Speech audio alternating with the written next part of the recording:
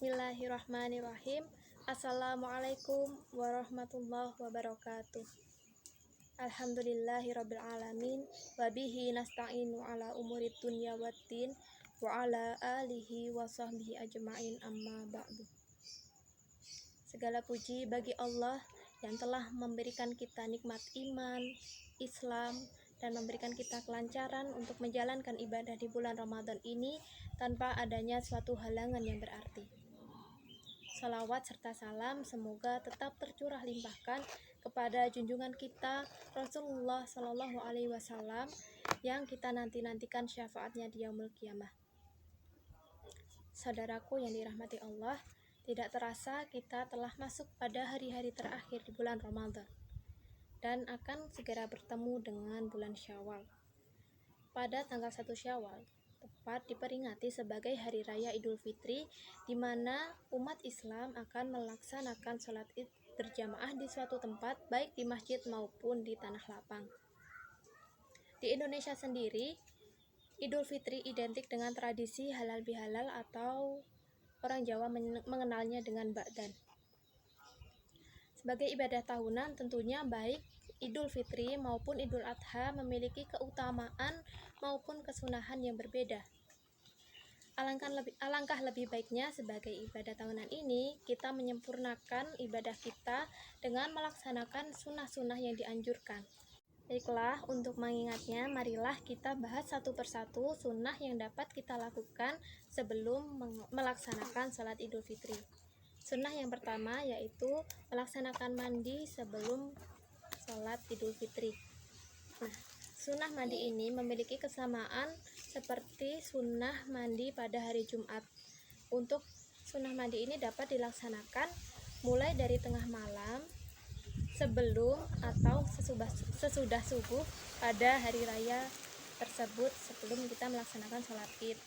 Nah, untuk niatnya sendiri dapat membaca Nawaitul Ghusla li'idil fitri sunnatan lillahi ta'ala.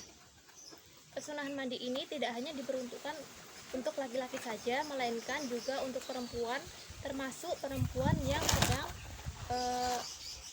uzur syar'i sehingga tidak dapat mengikuti sholat id. Kemudian sunnah yang kedua adalah memakai pakaian yang terbaik.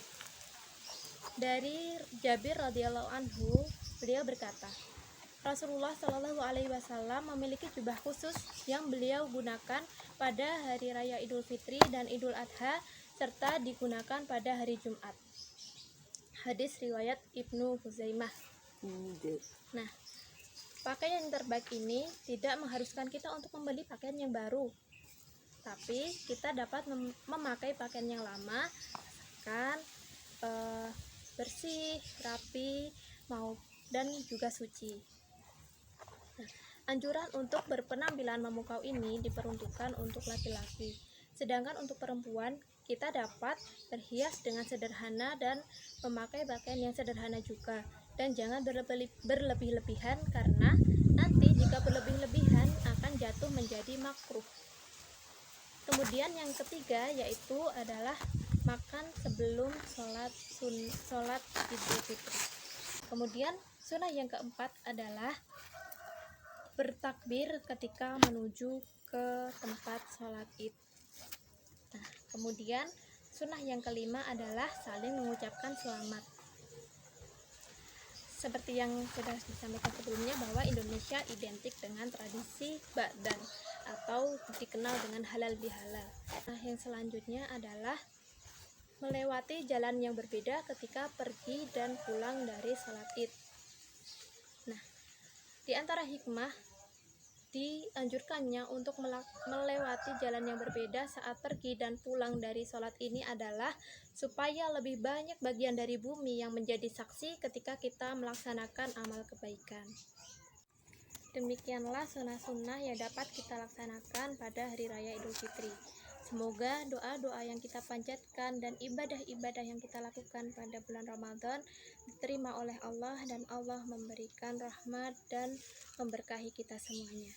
Mungkin sekian yang dapat kami sampaikan. Apabila ada salah kata maupun sikap yang kurang berkenan, mohon dimaafkan. Billahi taufik wal hidayah, warida wal inayah. Wassalamualaikum warahmatullahi wabarakatuh.